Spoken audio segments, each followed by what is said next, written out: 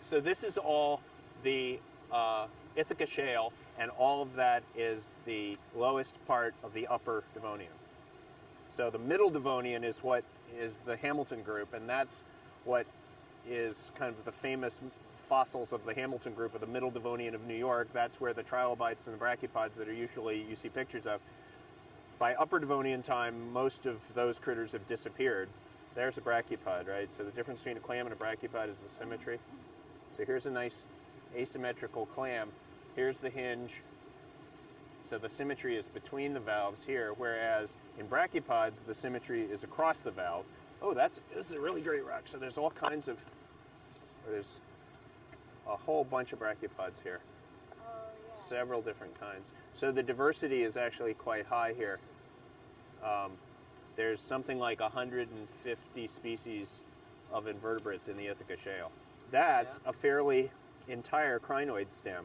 So all of these are crinoid columnal fragments, but there's a stem that's in pretty good shape. Wow, that's incredible.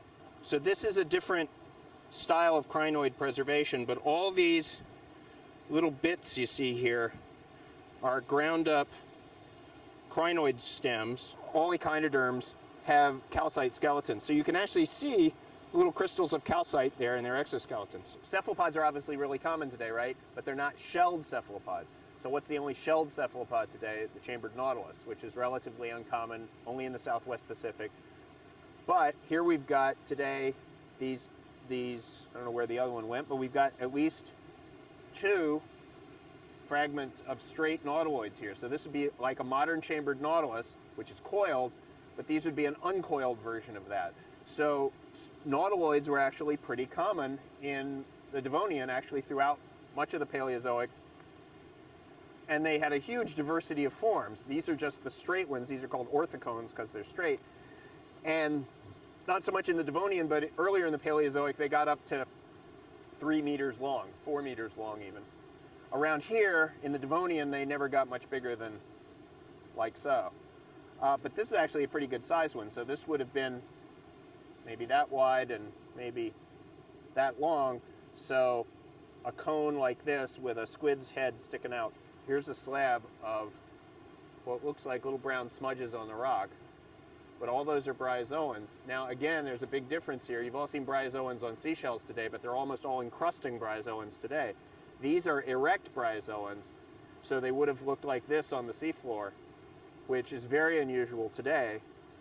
So again, it's a difference between the Paleozoic benthic marine fauna and modern. These guys are a different group than living bryozoans, but they also are a different mode of life, a different structure off the bottom. And this is also, these are relatively fragile, so this is telling you that this is probably a rapid burial event here. Otherwise, they would have been kicked around in the currents and disarticulated a lot more. That's almost certainly a piece of wood. So what's wood doing here? We're not that far from shore. This is, if this was a geology video instead of a biology video, we'd be talking about indications of what the sedimentary environments are. What's the environment here? We're not in a super deep anoxic basin, but we're also not on the beach.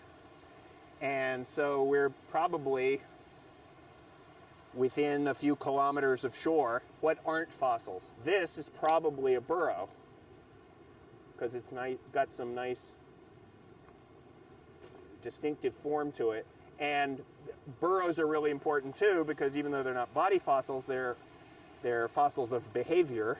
There's about a 75 or 80% turnover between the upper Devonian and the middle Devonian, which you would see if you went up to Portland Point or if you go to Taganic Falls and go underneath the lower falls.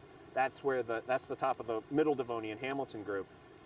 So the point of that is that there are turnover events, there are extinction events throughout the Devonian. And then if we were to go about several hundred meters above our head here, we would get to the late Devonian mass extinction, which is one of the big 5 mass extinctions.